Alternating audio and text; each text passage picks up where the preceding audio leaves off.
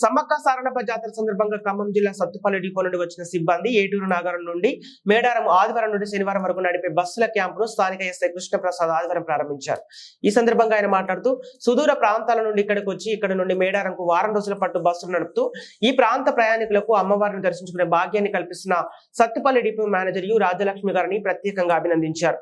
ఏటూరు నాగారం నుండి మేడారంకు పెద్దలకు టికెట్ 80 రూపాయలు గాను పిల్లలకు టికెట్ 50 రూపాయలుగా నిర్ణయించినట్లు వారు తెలిపారు. నాగారం నుండి వారం రోజుల పాటు మేడారంకు ప్రత్యేక బస్సులు నడపడం ఉన్నట్లు ఈ సందర్భంగా ఆర్టీసీ అధికారులు తెలిపారు.